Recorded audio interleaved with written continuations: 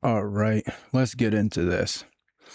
We're going to get into Babylon AD and what my theory about what I think the Necronomicon is actually about. I got some evidence to back up what I'm talking about. So, first of all, if you whoops, let's get into this. Whoops. We're going to get into Babylon AD and what. All right. So anyway, okay. So, the first thing we got to look at is the movie Babylon AD. Now, it's starring Vin Diesel and this other chick. I don't know her name. She's never been in any other movies, I don't think. Anyway, the main plot of the movie is that this chick here needs to be transported, bodyguarded, and she's taken from some monastery in China to New York City. And basically, she's either genetically modified or a clone, and she's supposed to be like the messiah of the new society. If you watch the movie, it's pretty interesting, but there's this one part in the movie where he gets out of the shower, and obviously she's never seen a man before because she lived in a monastery with women, and there's a little bit of tension there, but there's also, it's kind of distracting from the fact that he has this Necronomicon tattoo on it, and, you know, Vin Diesel was also in those movies with the necromancers, whatever it was called, the Chronicles of Riddick, right? And the bad guys were called the necromancers. Okay, so H.P. Lovecraft's The Necronomicon, right? This book is written by H.P. Lovecraft. Okay, here's the symbol, right? Here's the symbol for on the cover of the Necronomicon, and you can see it's the same symbol here, right? So there's obviously some connection. Somebody, either the producer or the costume designer or somebody approved the Necronomicon symbol to be put on Vin Diesel clearly, visibly, and purposefully visibly in the film. You can't deny that that is purposeful. That's not a real tattoo on his neck. They put that on his neck purposefully for you to be able to see it in the movie, which is referencing the Necronomicon. And the Chronicles of Riddick movies also reference the Necronomicon because the bad guys in the movies are called the Necromaniacs or whatever, right? Okay, so now we go over to H.P. Lovecraft. What does all this have to do with H.P. Lovecraft, the Necronomicon, right? So, we'll do H.P. Lovecraft first. H.P. Lovecraft, basically, even though he personally was not a Freemason, right? He obviously knew about Freemasonry. And even though it doesn't mention Freemasonry on the Wikipedia page, what it does mention is that he worked for Harry Houdini, see? Or he ghostwrited for Harry Houdini. See, client Harry Houdini, right?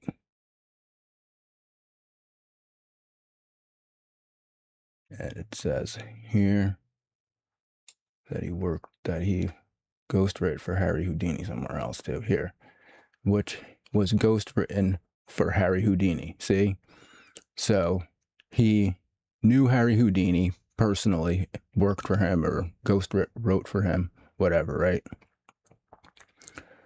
So then you say, was Harry Houdini a Freemason? Harry Houdini was an influential Freemason magician and stunt performer during the 20th century, right? And this is on the actual Freemason.com website. Harry Houdini, Freemason, Free and Accepted Masons of Ohio, right? So Harry Houdini was a Freemason, and he personally knew H.P. Lovecraft, and H.P. Lovecraft ghost wrote things for Harry Houdini, right?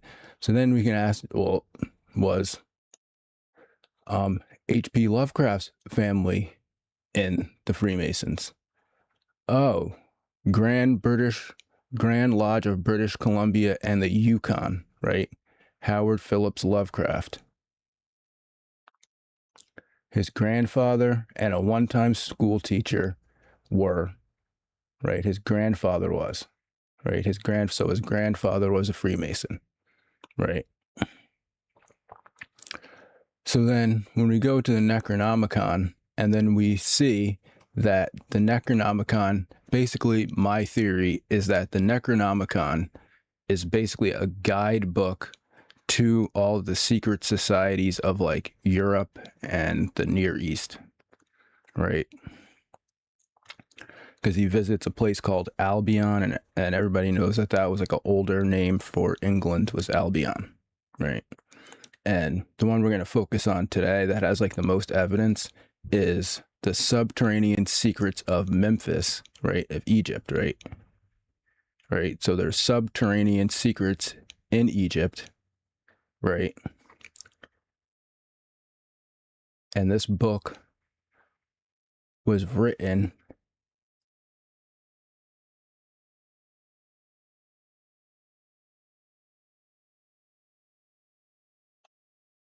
in 1927, right?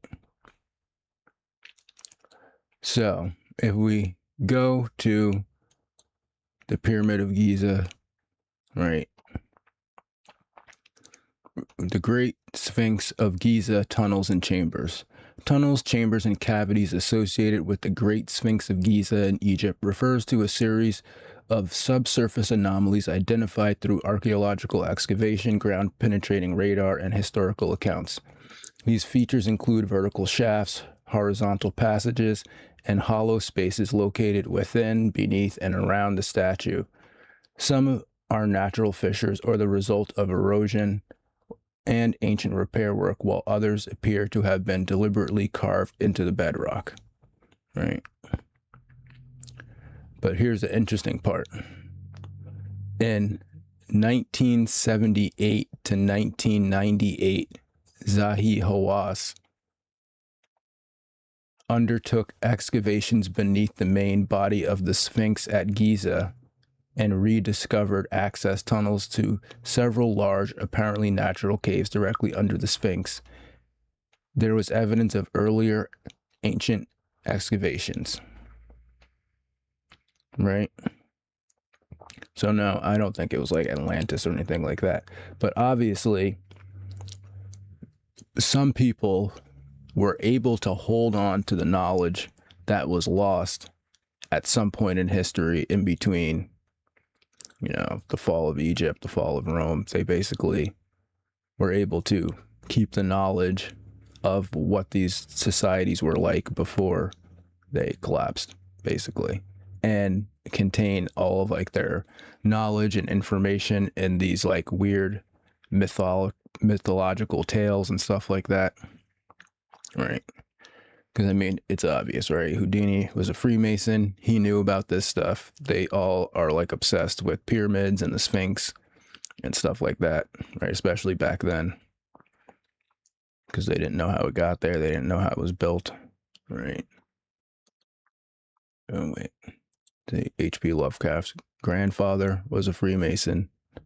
So for him to have like no idea what a Freemason was or what Freemasonry was, it's like almost like a huge leap to make that claim that he's never heard of a Freemason when he worked for Harry Houdini. His grandfather and other family members were Freemasons, right? And then he's giving this account of, you know, chambers under the pyramids. How did he know that? How did he know that there were chambers under the pyramids in 1927 when they only started excavating in 1978? Right? How did he know? So if you read the Necronomicon with this in mind, that he's actually explaining the different like cultures, I guess you could say, of the actual like secret societies that have been in the background and their beliefs that have been in the background. And you can't say there aren't secret societies because I'm reading the book right now. I'm reading the book and they're talking about there being secret societies and how they form secret societies and how they use the secret societies to control everybody else in the society, right? And this is like a way to it's like a way to write it into fiction so that it's a, because back then they didn't have the internet. They didn't have like, even like mail was unreliable, you know, up until very recently, you know, telegraph lines, you know, you had to pass through the operator. Even with the phone, you had to pass through the operator. And this was a much more reliable way for them to pass information in secret by masking it in fiction and masking it in these weird things that would, especially something like this, a Christian wouldn't read this. A Christian would see this, right? And they would see, oh, it's the Book of the Dead. It's the Egyptian Book of the Dead. And it's talking about Arab stuff. And they would be like, nope, that's evil. Don't even look inside of that, right? And then so you can hide all your Freemason stuff inside here, right? Inside a veiled story, right? That's available to buy at any bookstore.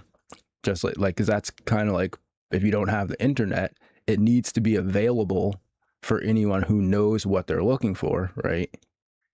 But also hidden in plain sight, so other people don't know what they're looking at when they see things that are hidden and veiled, right? So it's just the fact that they'll put it in your face like this, right? And then you have no clue, because all this stuff you have to look up. Like, you have to look it all up and figure it out. It's not just like, oh, what is this? Oh, he just got a tattoo on his neck. That's a weird tattoo, right? And then it's like, no. It's actually like much weirder than that, right? Much weirder. So yeah, that's the video. Check out Babylon AD, or if you're a reader and you want to get some kind of weird insight into how secret societies operate and what their belief system is, then check out the Necronomicon by H.P. Lovecraft. Other than that, I'm going to get out of here for now. Might be back later. Talk to you then. Peace.